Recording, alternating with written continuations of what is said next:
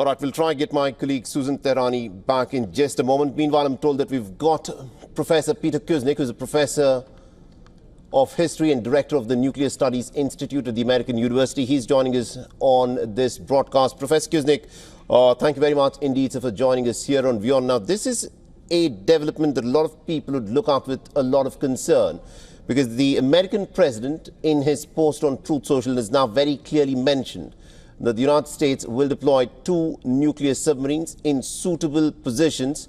This has come in the aftermath of the Russian president saying that Russia will, of course, be deploying its Oreshnik hypersonic nuclear-capable missile in Belarus, and also because of the heightened rhetoric that we were hearing from Dmitry Medvedev. What do you make of these developments? A very, very concerning situation. It's really madness for the United States to be threatening Russia like this and deploying nuclear submarines to the region. We were already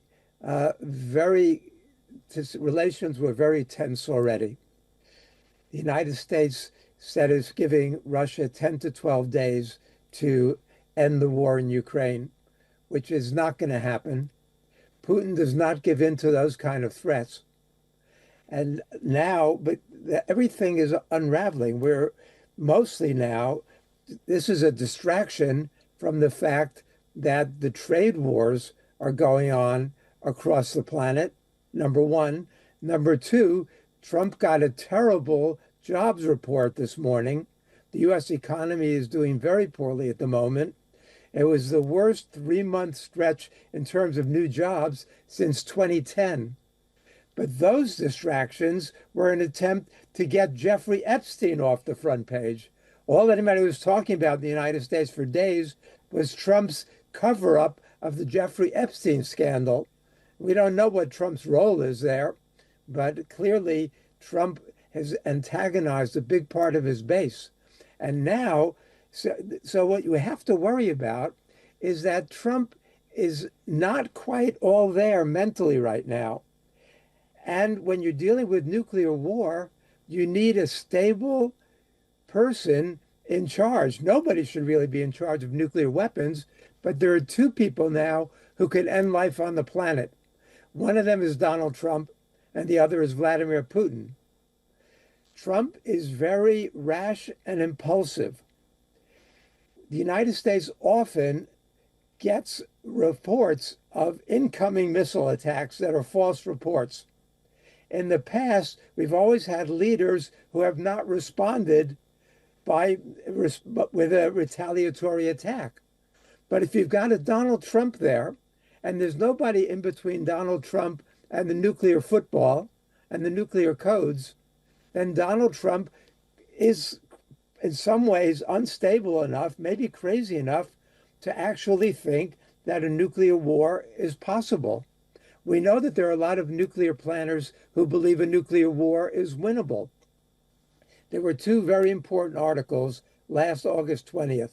One by David Sanger in the New York Times, saying the United States is preparing to fight a 3-front nuclear war simultaneously against Russia, China, and North Korea. And that same day, there was an article in the Bulletin of the Atomic Scientists saying that nuclear planners in the United States, many of them think that we can fight and win a nuclear war. So this is what we're dealing with now.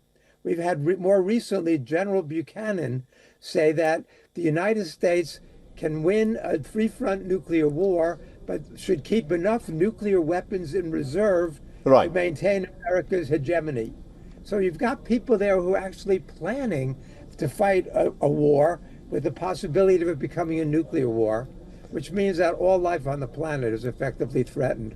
You know, it's baffling that there are these military generals who perhaps could have the ear of Donald Trump, who think that a nuclear war is winnable.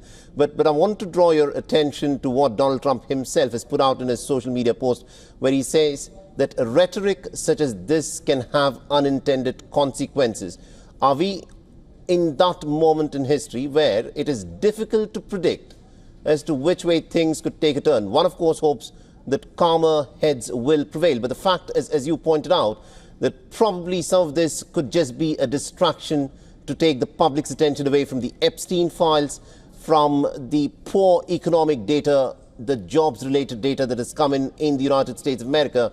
But the fact that the American president is saying that he will be deploying 2 nuclear submarines in suitable positions, just hours after the Russian president was found talking about deploying the Oreshnik missile in Belarus, this is clearly concerning. How do you think Vladimir Putin would be reading this social media post by the American president? Do nothing to provoke Trump further, because Vladimir Putin understands that Trump is very rash and impulsive, just the wrong person to have any access to the nuclear weapons. So I'm hoping that, Russia has its hotheads also. Russia has its hawks who are much more aggressive than Putin, both when it comes to Ukraine and when it comes to nuclear weapons. And so Putin he did make provocative statements about nuclear weapons before. He did use an Oreshnik missile against Ukraine. These Oreshniks are very powerful.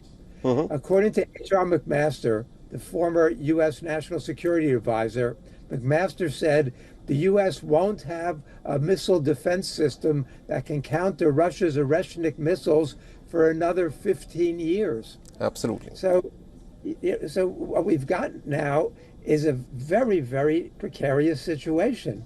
But we have to realize the stakes, that they've always tried to game plan for a limited nuclear war.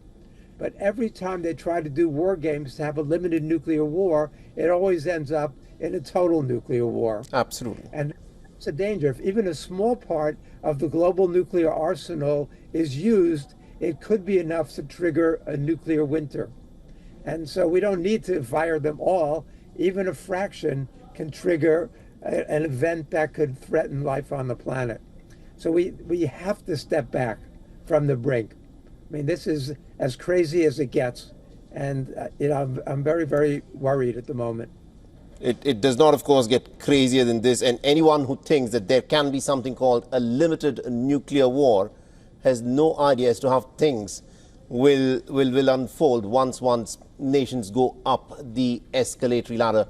We're completely out of time. Thank you very much indeed, Professor Peter Kuznick, for joining us and getting us all those insights. This is a critical moment, and we need to see as to how things unfold from here, where what is unfolded today is the Russian president saying that the Oreshnik hypersonic nuclear-capable missiles would be deployed in Belarus, and the American president now saying that the United States will deploy 2 nuclear submarines in suitable locations. This is that critical moment in history. Thanks for watching.